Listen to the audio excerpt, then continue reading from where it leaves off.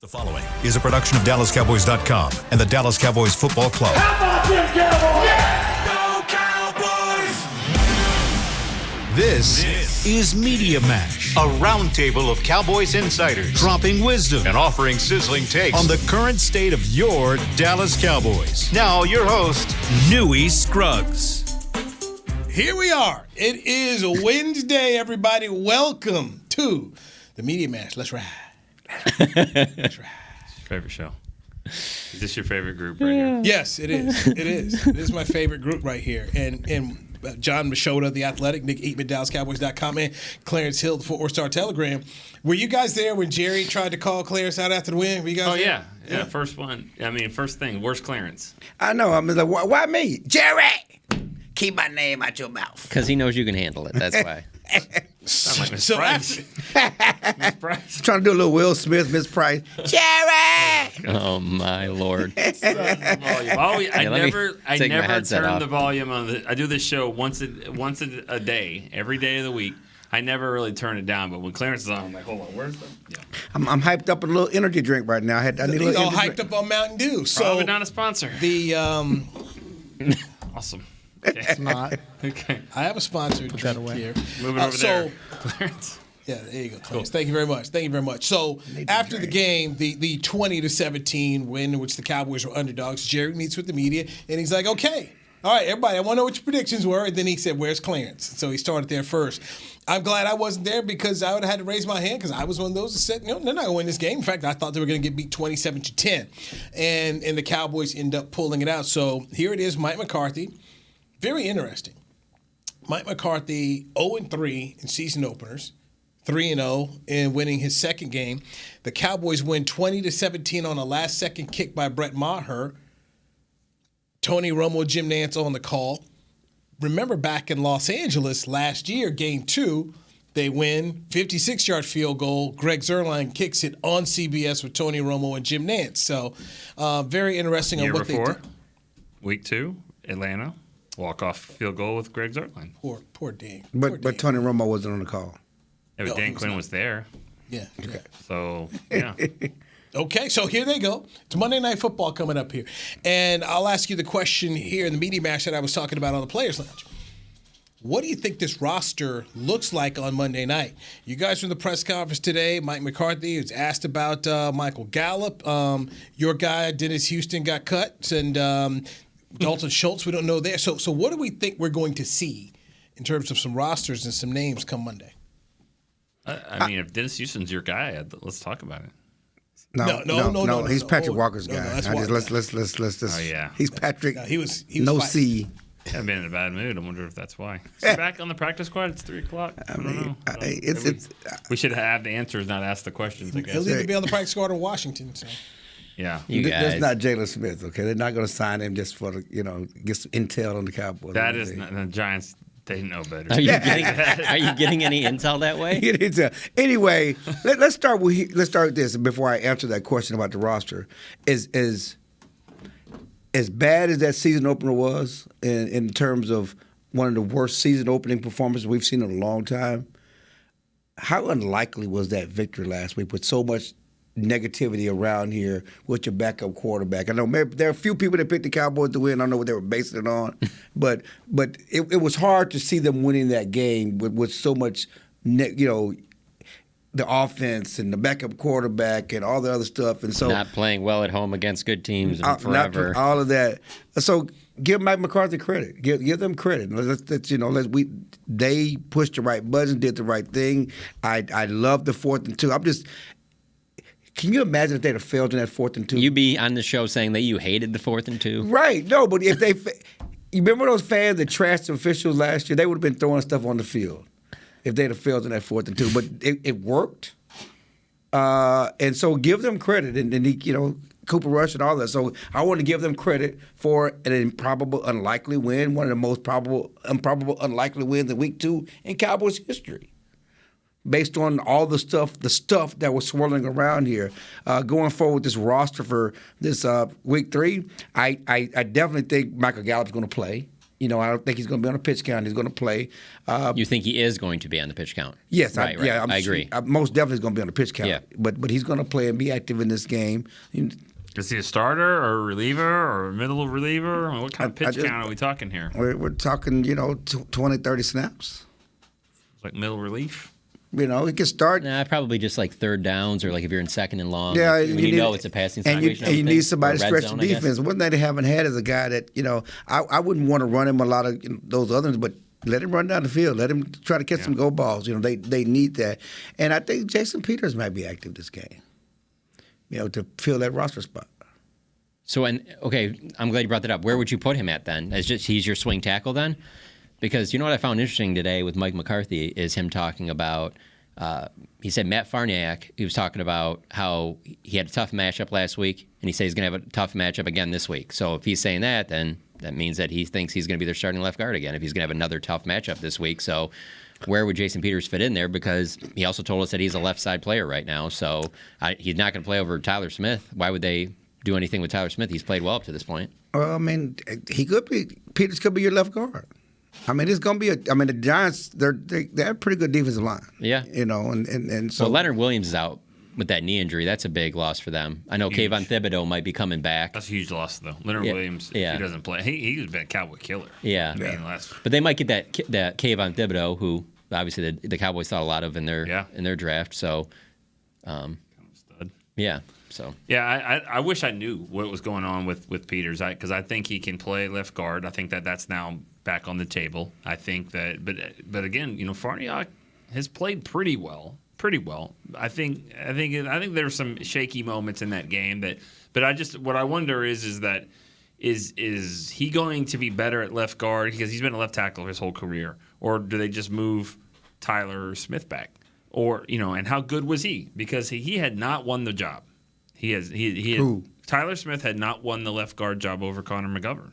It looks to me like he's actually a better left tackle than left guard. I would say that he hadn't won the job on paper. I think that if things would have continued to matriculate, Tyler Smith was going to be the left guard to start the season. You think to start the season? Yes, I think he was going to be the left guard to start the season. Waiting for. I don't know. None of that makes any sense. You're right. None of that makes any sense. But if you watch the tape and he was doing some good things at left guard. He hadn't, they hadn't made the move. But when you are spending time in practice and time in preseason game and time in all this other stuff, using Connor McGovern as your center, using him as your tight end, you're not going to do that in the game. Why are you spending time in a preseason game starting him as center if he's going to be your starting left guard? Yeah, why is he in practice, joint practices, playing fullback if he's going to be your starting left guard? When we all know the importance of continuity and chemistry at the offensive line, that's so important. So why did he do it all training camp and summer long? I don't. None of that makes any sense. Good. It makes sense that it doesn't make sense. Yeah, it doesn't make any sense. But I think that at some point that they were going to elevate Tyler Smith. Just play Jason Peters at left tackle and Tyler Smith left guard. No, I think Tyler Smith was going to be their starting left guard though. Right, that's what I said. I just think that they wanted him to earn the job. Yeah, over I don't know why. I don't know why he's the first round pick. We know first round pick start. Right. There's no way Jerry was not going to have his first round pick start. Okay. But going forward, do you move him back inside? Because if you think that's his best position for the future of his career, yes, that's what you do. But his best position for the future of his career is left tackle. Okay. But again, there are the experts that if they believe that, whatever they think is his best position for the next 10 years, that's where he should be playing right now, and he should play there for as long as he's healthy for the next 10 years. I disagree with that. I just don't agree. I think that whoever can help you win right now, and especially if I'm Mike McCarthy, knowing I got to win right now, I got to win right now. I'm not going to have him at left tackle being pretty good, and then a left guard who that's not his position, and maybe it's Farniak, maybe it's But Peters has played guard before. Okay. Good enough to get benched from it or to get moved back. I don't think that it didn't stick. This isn't Larry Allen that could just kind of wherever. I don't think he got benched from it. He's just a left tackle. But I think he's still better than Farniak at left guard. I think he probably would be better. You think he's better than Farniak at left guard? Yes. You think that Tyler Smith is better at left guard than Farniak? Yes. Okay. Here's the big question, and this is one I guess that they got to figure out. Do you think that Jason Peters is a better left tackle than Tyler Smith?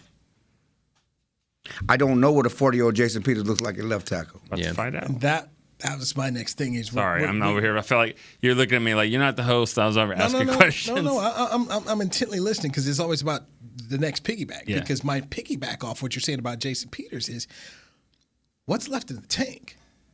And also, if they have a good game against the Giants and they sit him, do you want to break up the chemistry? I mean, now you're talking about, if you put Peters in this week, this is 3 straight weeks. You got 5 guys who've not played together. How much uncertainty do you want? And if you take Tyler Smith and put him from over at left tackle, how much do you want versus, It's a season-long decision. So it's not about this week. It's about what's best for the Cowboys going forward. And so that's what we're talking about.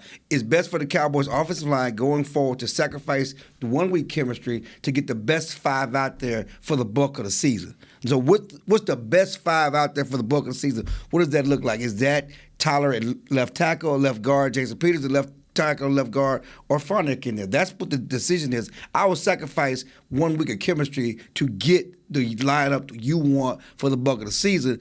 And the question is, at 40 years old, what's best for Peters, and can he hold up for 12, 15 games? And then what are you doing when Tyron Smith comes back? Does he just jump right back in that starting lineup at I left don't tackle? think Tyron Smith is coming back. I'm just saying if he does, what are you doing then?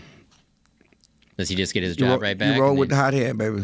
And we have a good problem. We have a good problem to have in December. I'm going to be honest with you. Everything it's good. It's a good problem to have. I was going to say everything that you guys have just said right here. I feel like is you'd rather have that than to not have the guys. Like, we can argue about it where Tyler Smith should be left guard, left tackle, but you'd rather have that problem than to be like, man, I don't know. We're gonna have to see what's on the waiver wire because we just don't even have it's. Well, if he's sitting throughout December and we don't know what kind of shape he's in, we don't know any of that, and this team is rolling and getting ready to go into the playoffs. Yeah, you don't make a change. The word fullback. The word the 2 finance professors I have who would say all the time is depends. Because we'd ask a question, hey, well, what's the answer? Says depends, and I think so much of what they're dealing with this offensive line is it depends. And this is where I gave Joe Philbin some credit. And finally. Can I finish before you just got to come in here? Because Clarence just throws bouquets at him all the time. I mean, not me. Some shows been trying to fire the man. A whole lot of them been trying to fire. I'm just merely trying to get a man some credit. But what happened last week? That's all. That's all. That's all. Give him his flowers. Go on. Right, Joe Philbin. Nice job. Go ahead, Clarence. No, I think the good news is that as much as we talk about what's going on the first 2 weeks, I don't think the offensive line has been the biggest problem. I mean, and definitely I don't think that left tackle has been the biggest problem. Yeah, when you said at the beginning of the show that how surprised you were that they won that game, pretty high on my list is that the offensive line didn't commit a single penalty. Right. Whatever the bet would have been on that the offensive line is not going to have a single penalty, I would have taken that all day long. That would have been the best bet of the game. And Tyler Smith was going against a pretty good pass rush with the Bengals. And that's the credit for Joe Philbin. Right. They were not the biggest problem. So even with the Peters talk, these are good problems to have with the team. It's not like we're talking about the Bengals offensive line, which you revamped their whole 3 new starters and they look like trash the first 2 weeks of the season. Yeah. I mean, seriously, you're talking about the Cowboys line that essentially got 3 starters and a new starter the second week, and they were not the weak link. They helped contribute to a victory. Oh, you told us last week on here. You said that, Lyle Collins is bad? Wait till you see that other offensive tackle. Remember? Joe, that's it. Listen. Oh, you were right. Listen, good intel you got there. Parsons got some of him, too. He told some of his work, too. Parsons didn't seem to do a lot through the middle. Now, we're talking like guard, center, double team. That's not his thing. They played him rush in the whole game. No, he did a couple through the center. McCarthy said we played it primarily rush in. Yeah, primarily, yeah. Because they were taking advantage of them damn tackles. Yeah. And when you're doing the job that he was doing, why would you move him? And just let him keep going to work. So that was my thought process going back to when they let Randy go. When everybody, what are they going to do with rush in? Well, we got Micah Parsons. And that's why I think Anthony Barr is a big pickup. For right. them. Why don't they say that then? Why didn't they say that? They had to say it. No, they had something to say. I'm just saying. No, it was about Dorrance. It was. We got Dorrance. There was very little. Oh well, Micah can move down there. It was. Oh, we got Dorrance. I mean, they didn't want the Bucks and the Bengals to be studying for that. Even though now, but even go back. Out of the bag. But you go back to the Bucks game. It was Micah at rush in. He playing that right end. So that was really their answer, especially when you got Anthony Barr. And listen, Anthony Barr had a strong game against the Bengals. Strong game rushing. They both did. Strong, both those linebackers I thought played well. But Anthony Barr, both of them. But this one's going to be interesting, man, because I'm telling you go back last year. They got to put their big boy pants on. Hey, last year, first game against the Giants, 58 of his 61 snaps, 58 of his 63 were at linebacker. Second time they play the Giants, 42 of his 56 were at linebacker. And they did the same thing in week 2 against LA. They 39 snaps, all 39 at edge rusher. Made us all think, okay, he's just gonna be edge rusher. And then a couple weeks later, they're playing the Giants, and he's playing almost predominantly at linebacker. So I just don't think that we can just look at those first 2 games and go, okay, well then he's just gonna be mostly an edge rusher. You don't know that. And this Giants team has better tackles, but Intel talking to DeMarcus Lawrence today. I don't know if DeMarcus wants you to say that, but is that my voice or Nick? But he said Dave Chappelle. He said that they're good, but they play heavy, and so they like to lean on you, and they believe they could use their power against them, because they're susceptible to moves and stuff like that and adjustments. So, Evan Neal, those are big guys, so they want to lean on you, want to power you, but they can use their power against them. Exactly, especially if the Cowboys are going to play those stand-up, defensive tackles on you. Sometimes you see DeMarcus Lawrence inside, you see Sam Williams inside, you see Golston. I mean, these guys aren't the biggest dudes in the world, and it works on 3rd and 11, 3rd and 8. But 3rd and 2, 3rd and 3, you're going to have to, and that's what's going to be interesting. It's a chess match. All right, got to get our first break in here.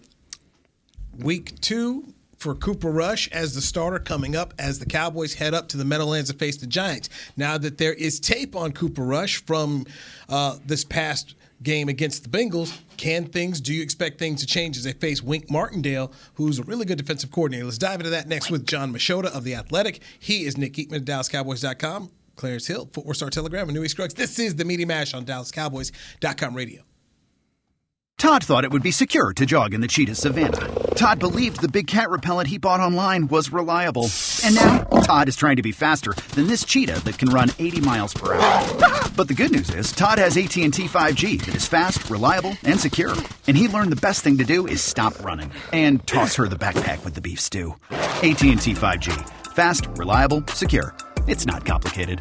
5G requires compatible plan and device. 5G may not be available in your area. See att.com/5G for you for details.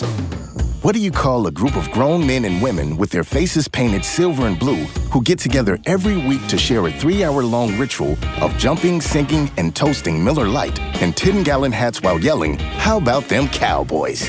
You call it Miller Time in Dallas. Here's to the Cowboys. Here's to the original light beer. It's Miller Time. Celebrate responsibly. 2021 Miller Brewing Company, Fort Worth, Texas. When you build, you start with the foundation. And home ownership is a foundation of a stable future. The Bank of America Community Home Ownership Commitment has helped over 34,000 people lay the groundwork so far, with up to $10,000 towards your down payment or 3% of the purchase price, whichever is less. The satisfaction of owning your own place can become a reality. Visit bankofamerica.com/homeowner to learn more. What would you like the power to do? Bank of America N.A. Equal Housing Lender. Credit and collateral is subject to approval. Restrictions apply. This is not a commitment to lend. The season is finally here. For months, we've been gearing up to win. Now it's time for the team that performs on any field. United Ag and Turf. With John Deere zero turns for mowing, compact tractors for loading, mini excavators for digging, Gator utility vehicles for hauling, implements for grading, hay tools for baling. United Ag and Turf. For winning. The official Ag and Turf equipment supplier of the Dallas Cowboys. Visit UnitedAgAndTurf.com for more. Back to Media Mash. Media Mash. Right here on DallasCowboys.com. Got Clarence Hill, the Footwear Star Telegram, Nick Eatman, DallasCowboys.com, and John Machota of The Athletic. So, gentlemen, don't stop it now. Let's keep it going here. There was a Dennis Houston conversation during the break here.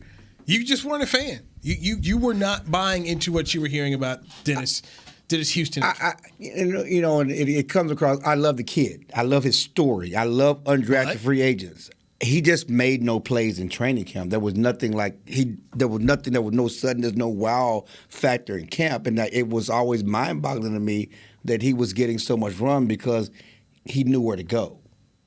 The flip side of that is that Simi Fehoko made a lot of plays that caught your eye, and we haven't seen anything from those first 2 games. No, but he plays better. I mean, you got the special teams factor, but Simi was running unlike Simi. I mean, Dennis was running with the first team for much of camp. Yeah, sometimes even in front of Noah Brown.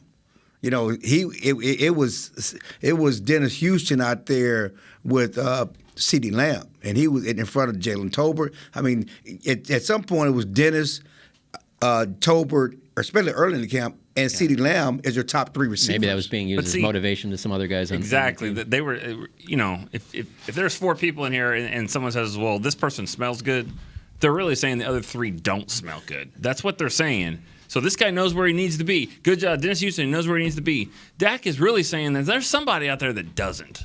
There's somebody running the wrong route all the time. I smell good right now. I'm going to just say that right now. I got on some I showered. I put deodorant on. I got on Argos, man. I got on Argos Pockets. So okay. Yes, I showered. I'm smelling good all right, today. so I guess it's me.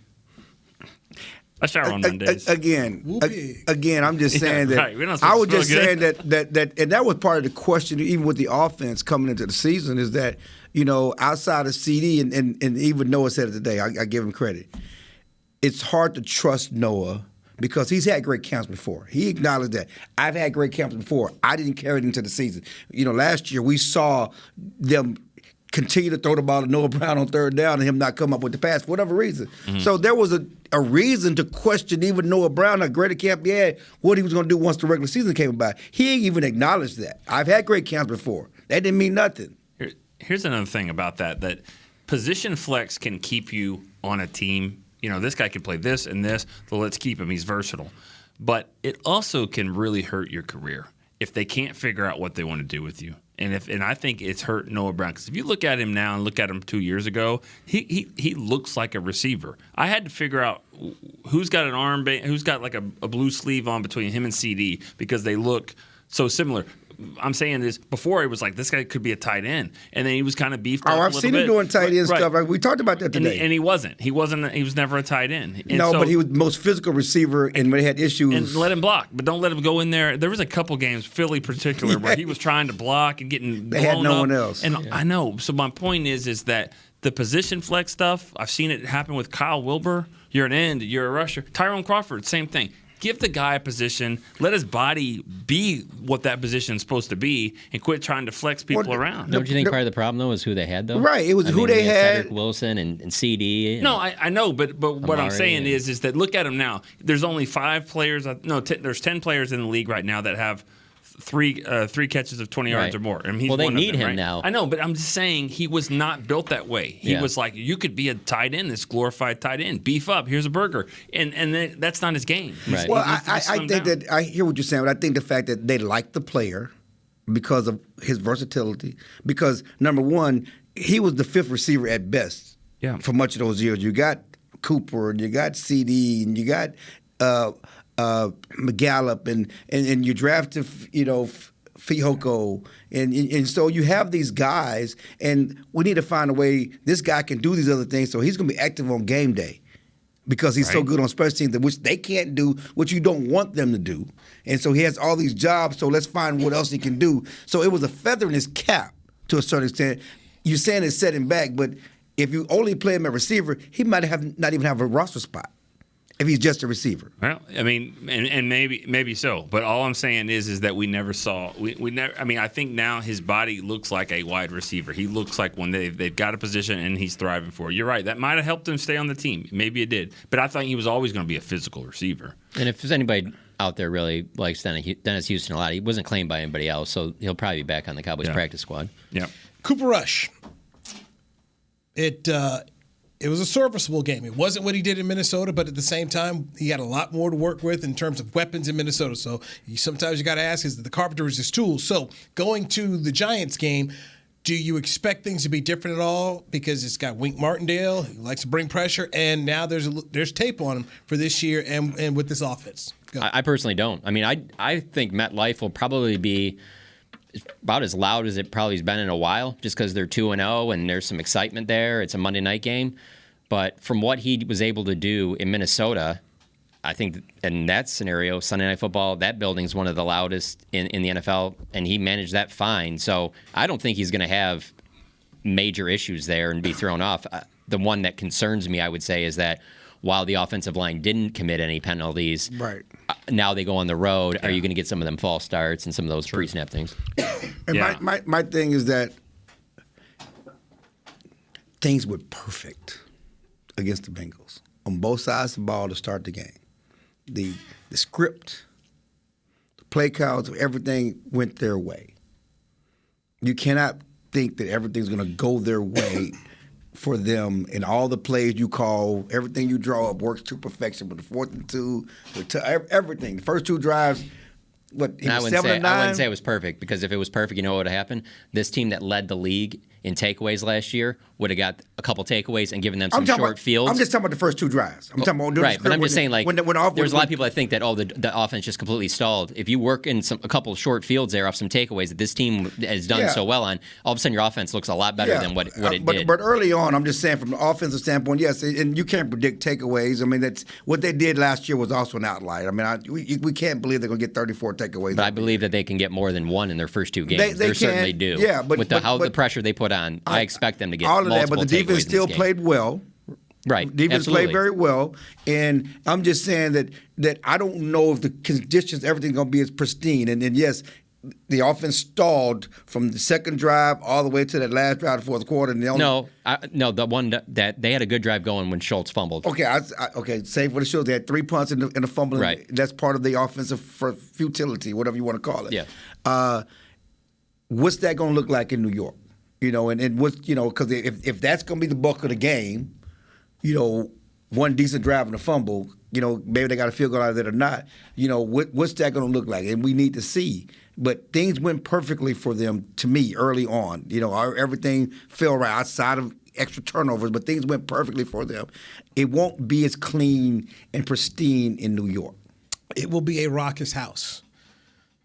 It will be. They're 2-0. Those I mean, I don't know if you guys have any Giants fans that you know here in town, but the 2 I know are having the parties.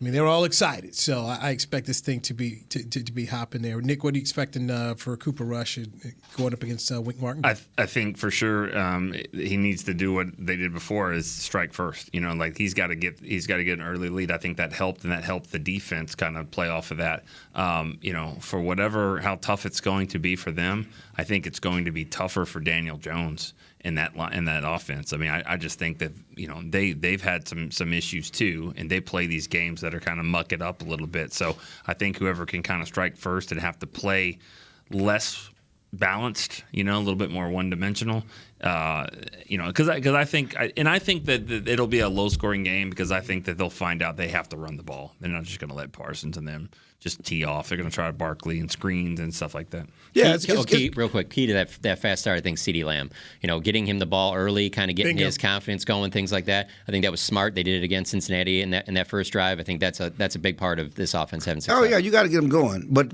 I agree, it's going to be a low-scoring game, and the Cowboys' offense, and the way the defense play, they're going to be in it, and Money Maher may have to make a kick in the swirling winds make a few up there, and Kevontae Turpin, and people don't talk enough about the difference he made for the offense.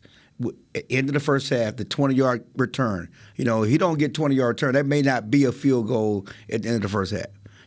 In the final drive, and what, first of all, let's start with the punter, Anger. Great punt, pinned him down to get off the field, and it was just a 14-yard return, but that's 14 yards closer they had to drive to get that game-winning field goal. That was important yards.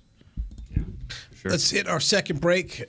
John wrote about Micah Parsons for The Athletic. It's getting some movement out there. Let's dive into that, man. Let's pump it up for you a little bit here. John Machota, The Athletic. Got Nick Eatman, DallasCowboys.com. Clarence Hill, Footwear Star Telegram, and Newey Scruggs. This is the Media Mash on DallasCowboys.com. The season is finally here. For months, we've been gearing up to win. Now it's time for the team that performs on any field. United Ag and Turf. With John Deere zero turns for mowing, compact tractors for loading, mini excavators for digging, Gator utility vehicles for hauling, implements for grading, hay tools for baling. United Ag and Turf, for winning. The official Ag and Turf equipment supplier of the Dallas Cowboys. Visit UnitedAgAndTurf.com for more. Todd thought it would be secure to jog in the cheetah savanna. Todd believed the big cat repellent he bought online was reliable. And now, Todd is trying to be faster than this cheetah that can run 80 miles per hour. But the good news is, Todd has AT&T 5G that is fast, reliable, and secure. And he learned the best thing to do is stop running and toss her the backpack with the beef stew. AT&T 5G. Fast, reliable, secure. It's not complicated. 5G requires compatible plan and device. 5G may not be available in your area. See att.com/5G for you for details. Lil Sweet! Did you get to work on time? Yeah, but I just realized it's Sunday. Lil Sweet says head on home. Dr. Pepper's on its way. So sweet, unique.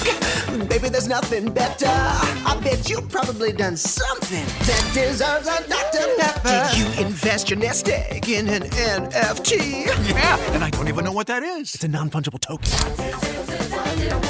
Everyone's done something that deserves a Dr. Pepper. When you build, you start with the foundation.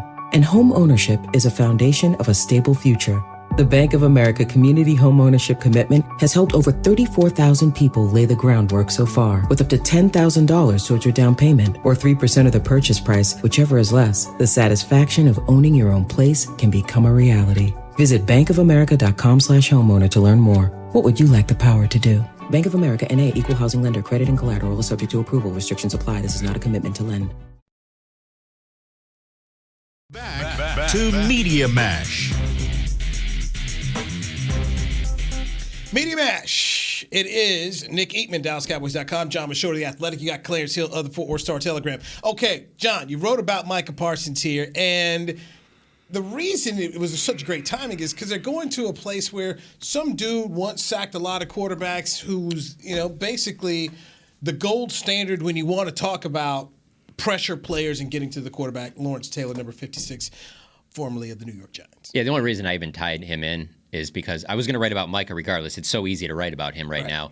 But it's the fact of just how hesitant Tony Romo was early in the broadcast. The defense comes on the field, and he's like, he reminds me of two guys, and one is Von Miller, and I don't want to say the other one, but it is kind of Lawrence Taylor-ish, and it just reminds me of everyone in football is just so hesitant to compare anybody to Lawrence Taylor. So many believe he's the greatest defensive player ever. So I get that. That's why I started writing. But it is funny because there's quotes in there I have from different coached players that talk about how Micah's a problem. And it's just so funny because Brian Dable just did his press conference, and it's the very first thing he says about him. He's a problem. I just think it's interesting how so many guys say that. And Dable said, yeah, he's fun to watch when you're not ready to play him, and just talked about his rare pass rushing ability and stuff like that. So that I found that interesting. And then one of our writers, Jay Morrison, that covers the Bengals for The Athletic, he sent me over some quotes from their offensive coordinator the very next day, Brian Leonard, about we didn't know that he was really going to be lining up that much. And I just thought it was interesting because most of the time,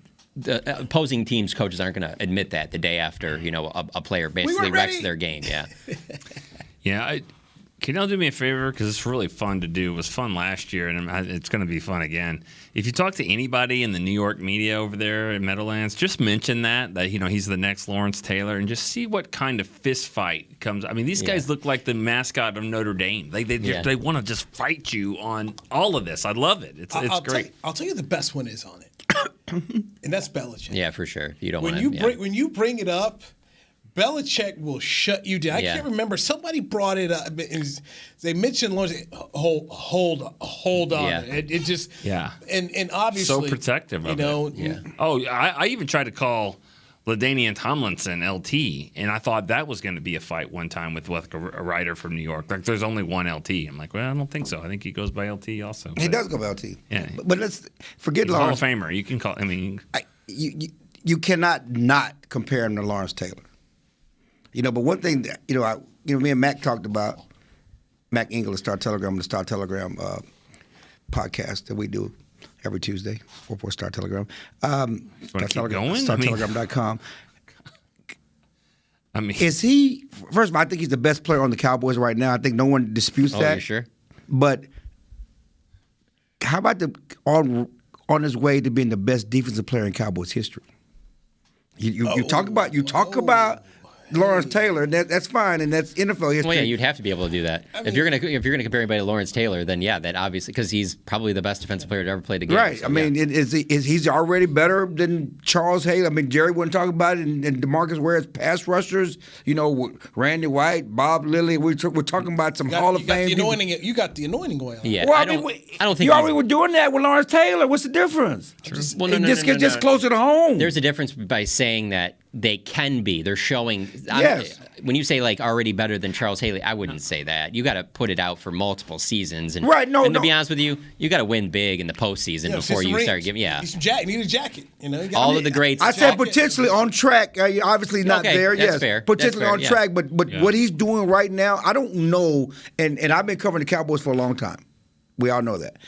Outside of Deion Sanders, I don't know that there's been another defensive player that the opposing offenses had to game plan for more than Micah Parsons. No, I agree. And ask yourself this: sitting where we sit in the press box, do you guys find him before every snap? Yeah, you have to. That's the fun part about it. That's just me. I'm not the guy going to get hit. The quarterback and running back, do. I'm just saying I don't ever remember going, where is this guy lining up? And if you're going to go get something to drink or eat, it's offense. Right. It's not when the defense. Especially Diggs and Parsons, they were playing last year. Diggs hasn't done it yet, but and even when they had DeMarcus Ware at his best, you had to worry about Jay Ratliff. And I think that's the other part of it. I mean, there's no one else that's so sudden that okay, he's dominating. He's going to dominate. We don't know who else is going to dominate with him, especially up front. And he sets it up for everybody. But you had Jay Ratliff, who had a Pro Bowl season. You had Spencer. Anthony Spencer. And Brady my boy that went James. not Brady James, but my boy that went to I can't even think. Jason Hatcher, who had 13 sacks one year and stuff like that. So you had some other guys, But with this team, there's no singular player since I've been covering a team that you had to really game plan for, like Micah Parsons. And the Dorrance Armstrong getting the 2 sacks, Dante Fowler, Leighton Vander Esch, some of that is part of it too. That's why I'm saying the takeaways, he's setting it up I believe, will be there because he's going to cause them, even if it isn't just bad throws on the back end. But I do believe for the Cowboys to reach that ultimate level of success, Super Bowls, he needs another runner. He needs a dominant running mate. He don't need somebody that's eating off his plate. He needs somebody that's setting his plate too. So let me bring it back into this. What's his health like? Because we saw during the game, he grabbed his leg a little bit. So afterwards, I know he talked a little bit about it, but what's Micah's health like? It doesn't sound like it's anything significant. I know Monday they asked Stephen Jones about it on 105.3, and he said that Dalton Schultz was the one that they were way more concerned about when it was specifically asked about Dalton Schultz and Micah Parsons. And Schultz is someone that is probably, if he misses this game, this would probably be the only one. So they got good news on him. So I don't think that this is going to be anything where, he's limited or anything like that. And he did go back into the game and still play at a pretty high level after. I do think it was interesting he didn't come in the locker room today. And he usually just goes, maybe he's in the training room, but he usually finds his way in the locker room somehow. And it's probably because he was in the training room. Yeah. Well, and also to be fair though, Zeke didn't either. No, I saw Zeke. Zeke came through and then he went to eat. But they didn't talk. I mean, it's his day to talk Wednesday, and they didn't talk today because it's kind of like a free day tomorrow. No, I agree. And I had heard but PR say before we went out there that he wasn't going to treat this as a normal Wednesday. That he was going to still talk on Thursday. So that could be. It could I be agree, but Micah likes to hang around sometimes, even when he don't talk. Talk to you off the record, on the record, whatever you want to do. He likes to hang around and stuff like that. I don't think there's anything wrong with saying he's like the next Lawrence Taylor because, think about it. And I know where you stand on this, and that's fine. I mean, like LeBron James was supposed to be the next Michael Jordan. And most people will say he's not there. He's maybe second. But, I mean, you didn't make it. Maybe you're right there. It's debatable. I don't think he's the next Michael Jordan. It's a conversation to have. It's a conversation. But you know what? Oh, God, you're not Michael Jordan? You're not. You're just the second or third best player of all time? Like, think about the pressure on him, and he still made it. He was supposed to be the next Michael, and he was. This guy could be the next Lawrence Taylor. Maybe he's not better than Lawrence Taylor, but if he's the next Lawrence Taylor, that's pretty good too. You're gonna have a nice gold jacket as well. I will say this to no Faker fans, don't let any Fakers fan know this. Based on, are you saying Fakers fans? Are you saying Lakers fans? Yeah, Fakers fans. You know, Fake Show dead. I don't know, but I get that. Everybody knows this, Nick. Don't you know this? Well, the way he talks and the way he just said, like Faker fans, like everybody knows it. Well, just be careful what you say. Anyway, whether he got to Michael Jordan or not, I believe that based on early hype and the finished product, no one's ever come into the league with as much hype as Michael Jordan and lived up to the hype. LeBron James and lived up to it. Because Jordan was the third pick. I mean, he wasn't supposed to be Jordan. No. LeBron James was supposed to be, everything. Illustrated in high school. That's what I would say, much more than to get into is he Michael Jordan? It's you came in Sports Illustrated as a high schooler. This is the next one. You go tattoo King James on yourself, and the man has gone on to do more than I ever thought. And I would say the last athlete that lived up to the hype that I was like, there's no way this guy can be this good, is Tiger Woods. Yes, and so that's the level. Now that I was going to say Michael Griffey Jr., but not to the level of Tiger Woods. Not to the level of Tiger Woods. But in fairness to Michael and bad on everybody else, no one thought he was going to be this good. I don't care what they say now. Micah? Yes. No. The Cowboys didn't know. He don't last to 11 if they thought it was going to be this good. The guy 12, whatever. He don't last that long. I'm telling you, if anybody should be questioning themselves right now, it has to be all of those Penn State fans out there. He had like 5.5 sacks one season. That's the most he had there. He should have had 5.5 sacks in a game. Purdue, yeah. Right. When they play Kent State, he should have had. But now, hey, to be honest, to be fair, they had Jason Oweh. And so because he was on the edge there, they felt like they had that taken care of and that they could have Micah play more linebacker because that's where they needed him at. But when you look back on that, them not playing him more at edge rusher and him not playing during that COVID season helped out the Cowboys tremendously. Okay, let's not. Yeah, and of course those two. I'm not beating up on him, but and of course those two teams drafting those cornerbacks. Because let's be honest, absolutely, if those cornerbacks are there, absolutely, the Cowboys are taking a quarterback. They're not taking Micah Parsons. But the Lawrence Taylor comparison I think is super interesting because if they were able to win big and he's the face of it, it's Cowboys, it's Giants, it's something that people are going to argue about for a long time. Do the Eagles ever get, I don't know what's the word to say here. The Eagles had the opportunity and they passed on them. You know, they couldn't. You jumped the Cowboys, and obviously they went for the receiver. But, here it is. They had the opportunity, and they passed on it. But anyway, it's just going to be interesting to see down the road, is there any kind of regret there? Because, for Portland and their fan base, they had to live forever the fact that they hey, we already have Clyde Drexler. We're good. Yeah. And they got Devontae Smith. Eagles regret a lot of people they passed on. I mean, you can go back to your Jefferson. Yes. They got a lot of regrets. But, I'm sure there'll be one day we're going to write the oral history of the draft and all these teams passed on this Hall of Famer, Michael Parsons. And you can do that. Like the Brady 6 or whatever that number is. Yeah, you're right. It's going to be that. Do you know who was number 11? We talked about this yesterday. Nobody got it. Is the offensive lineman? No. He was 13. Rashawn Slater was 13. Devontae Smith, wasn't it? No, Devontae Smith 10. The Eagles went to 10. The Cowboys went to 12. Was it a quarterback? Oh, it was Fields. Justin Fields. Yeah. Fields. Justin Fields. That's number right. 11. All right, hey guys, appreciate it. John Machota, check his workout over at The Athletic. Nick Eatman, check his workout over at DallasCowboys.com. And Clarence Hill, he's writing for the Star Telegram. He's got a podcast. I'm trying to figure out exactly how you get on that. Thursday. He's got Nate Newton out there. Just chill. Slinging bean pies before the game. I mean, whatever you need, man. Clarence is doing it all. Hook 'em. Oh, Lord. We're done. We're done. Media Mash. Talk to you tomorrow right here on DallasCowboys.com. This has been a production of DallasCowboys.com and the Dallas Cowboys Football Club. How about this, Cowboys? Yeah!